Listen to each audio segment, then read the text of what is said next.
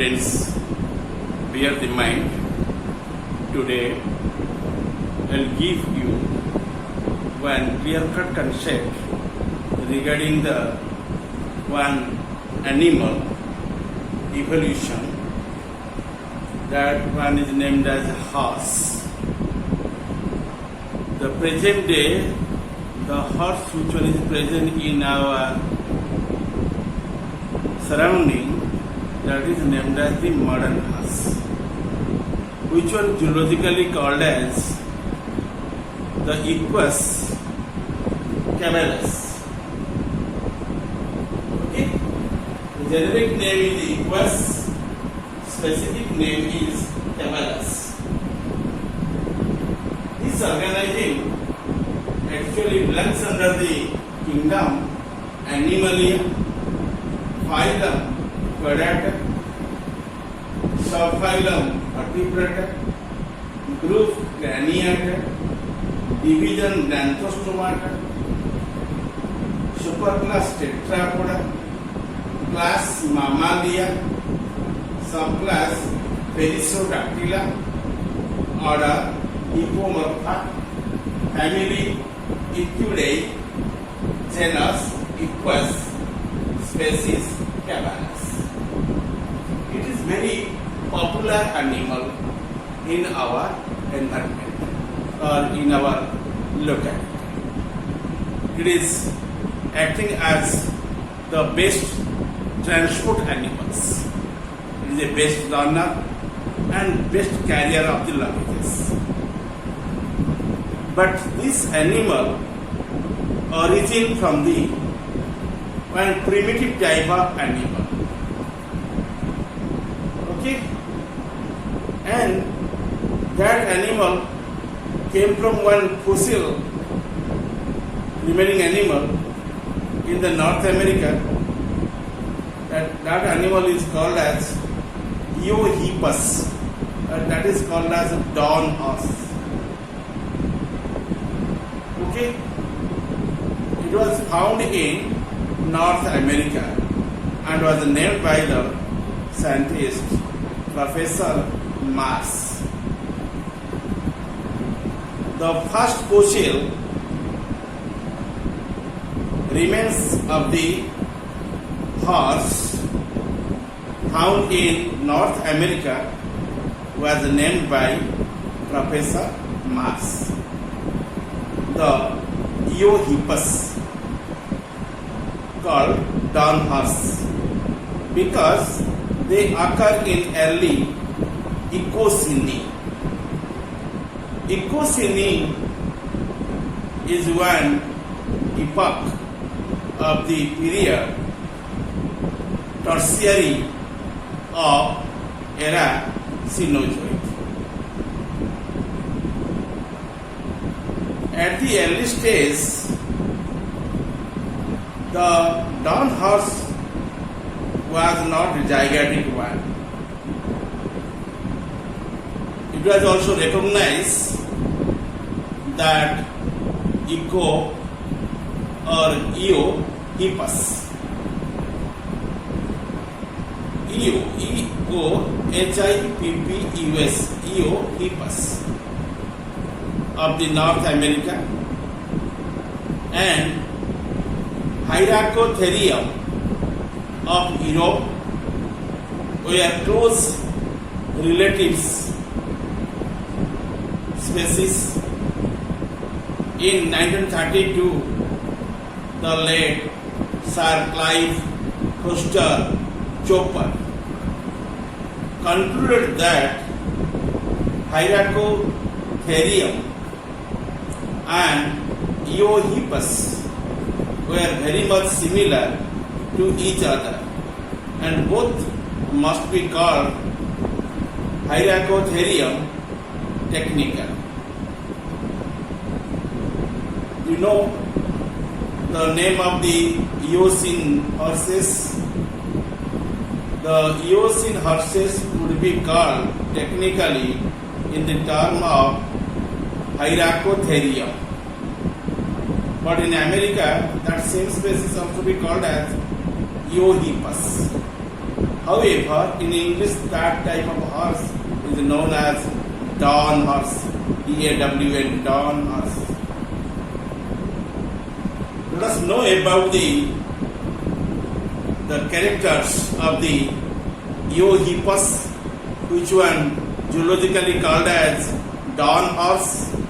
Its fossils are found from early Eocene beds of North America, especially from the Big Horn Basin in northern Wyoming and the San Juan Basin in northwestern New Mexico. I recall your brain about the different continents of the earth. You find 7 continents. They are named as Asia, Europe, Africa, North America, South America, Australia, and Atlantic. Actually, our previous scientists who were worked on the evolution, they worked on the specific areas, especially that started at the Europe as well as in North America. They would be reveal their characters and their the physical characters or physical nature or behavior from the fossils. Its fossils are found from early Eocene beds of North America, especially from Big Horn Basin in northern Wyoming and San Juan Basin in northwestern New Mexico. I already gave the introduction regarding the Eocene horses.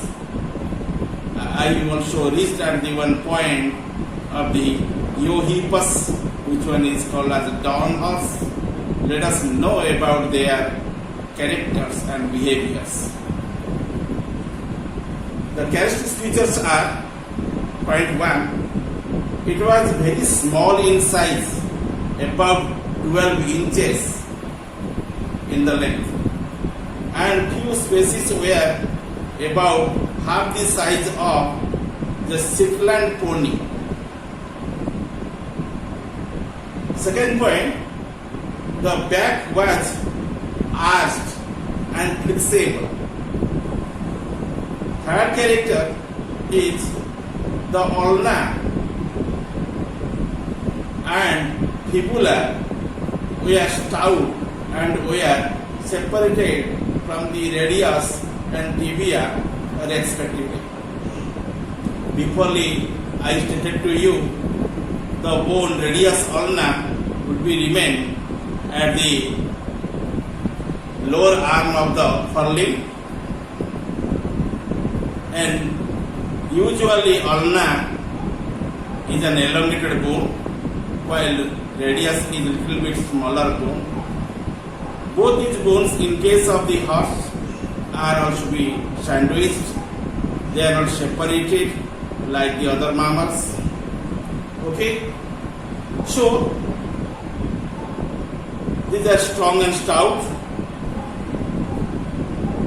and mark their ulna usually separate from the radius. Ulna, no doubt, is strong and stout bone, were separate from the radius, usually in case of the mammals, but in few extent remains in the few states. But the bone of the calf or shank, which one considered as the bone of the hind limb, that is generally separated. Fibula is separated from the tibia in there. Tibia is no doubt very strong stout bone. So, such type of arrangement also giving the mechanical support to the organism and also helps in the arrangement of the muscles in the calf region. Fourth point, in the front foot there were 4 toes, and in 4 toes you find the phalanges in there, 2, 3, 4 and 5. First toe you find 2 bones, in second you find 3 bones, in third you find 4 bones, and in case of the fourth one generally comprises 5 phalanges, each ending in a separate small hoop, first toe being completely lost. Point 5, hind foot had only 3 functional toes, second to fourth of the original set.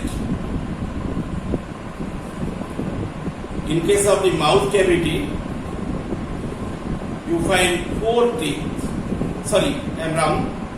So it because the 44 teeth, because it is a grazing animal, herbivorous one, it usually possesses 44 teeth, and these are the primitive mammalian dentition.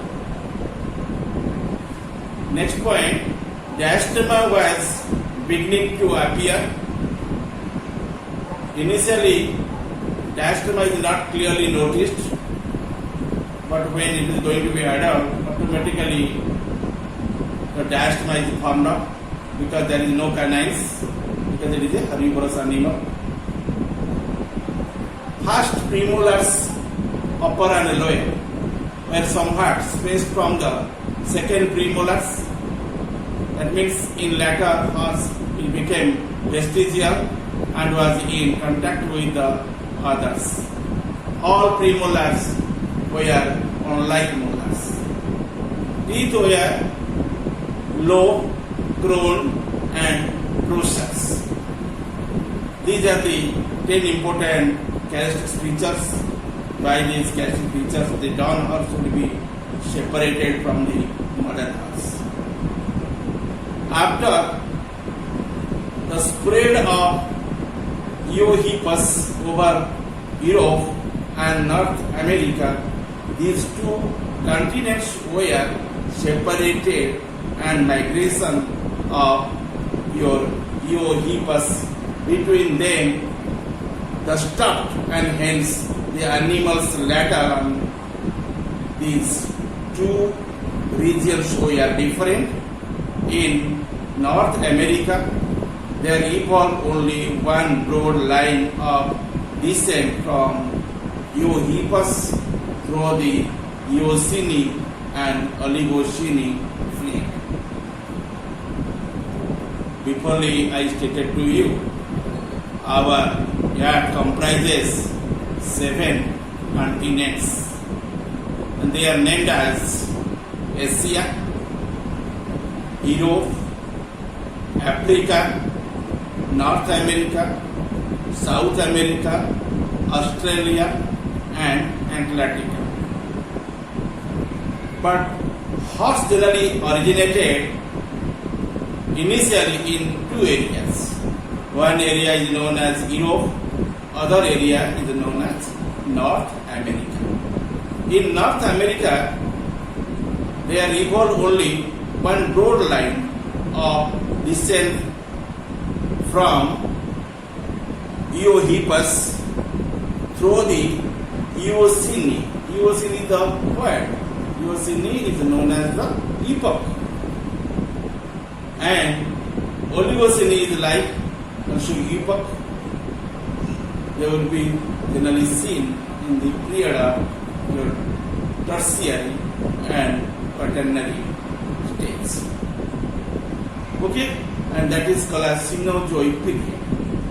In Europe, and Europe would be named as Old World, Old, O-L-D, Old World, W-O-R-L-D. That is called as Europe. In Europe, Old World, a number of different types of arose from the Eohippus and flourished throughout the Eocene and had died off early Oligocene and no horse remains have been found in the Oligocene deposits there. You see, different types of epoch you have find in that locality, and I already explained the Eocene, that is called as dawn recent in tertiary period. In that epoch, generally you find the species your Eocene horses. From there, the horse would be evolved up. In Oligocene, there is no new development in there of the horse. Okay, then you find the Miocene, and Miocene is called as the less recent, that belongs under the your quaternary period, and from there you find the horse species is also be modified. In Pliocene it is going to be more modified forms which are belonging under the quaternary period. By the by, the horse also be going to be large in size. Okay, and our description would be restricted within the two continents. One continent is called as North America, other continent is named as Europe. You see, after the Eohippus in Eocene horses, and second kind is known as Orohippus. Orohippus, Orohippus.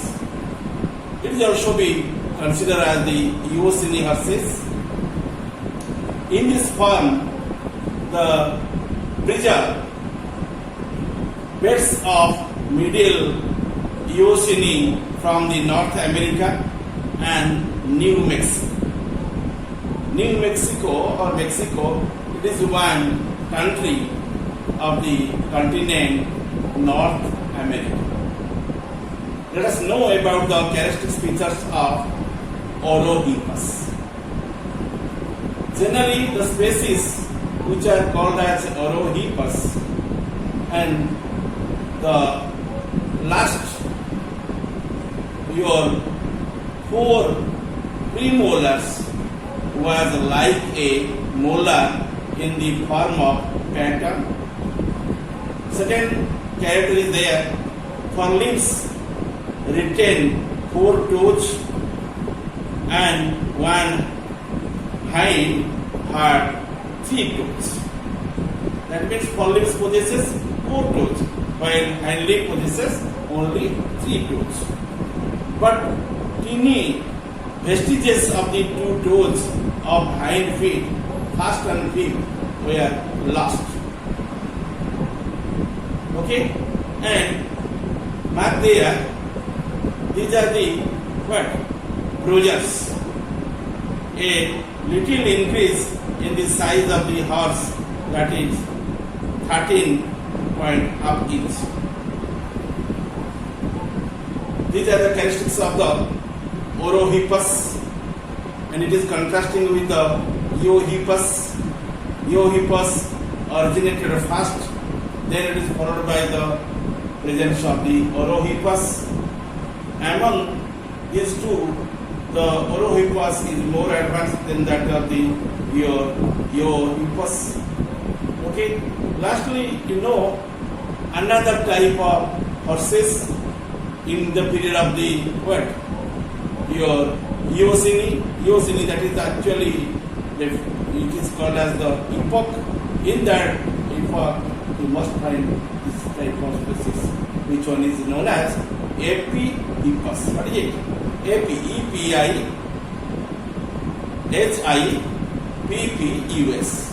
Epihippus.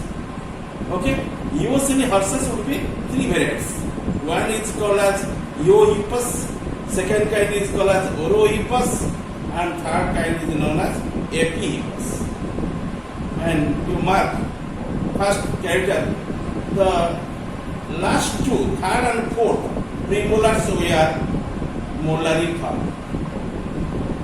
Since that, like the molars. Next point, four toes in the forefeet and three toes in the hind feet, having no vestiges of the first and fifth like your Orohippus. Okay, but more or less it is equivalent with the Orohippus in some respects, and they are also brooches.